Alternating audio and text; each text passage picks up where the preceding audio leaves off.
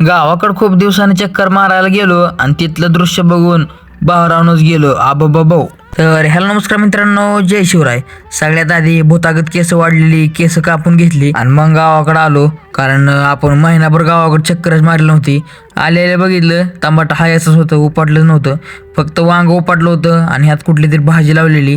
मला पण नेमकी माहीत नव्हती, मिळच कळत नव्हता. मग नंतर म्हणलं जरा अजून वरी जाऊ, पण तिथलं बी एका प्लॉटमध्ये टमाटो उपाटलं होतं, एका प्लॉटमधलं होतं. नंतर दुसऱ्या प्लॉटमध्ये आलतो, तिथं मर्चिंग हातरून कशाची तरी लागवड गेलती. ही कशी आपली जवारी नंबर 1 का नाही भावांनो. तुम्हाला तर माहिती आहे आपलं चॅनल डाऊन आहे. मागच्या व्हिडिओला जास्त सपोर्ट केला, तसा ह्या व्हिडिओला पण सपोर्ट करा. काय नाही, फक्त लाईक करा, 5 कमेंट करा आणि व्हिडिओ शेअर करा. नंतर गव्हाच्या तुकड्यात आलो. जरा पातळ गहू होता, पण गहू नंबर 1 होता, भिजावला होता.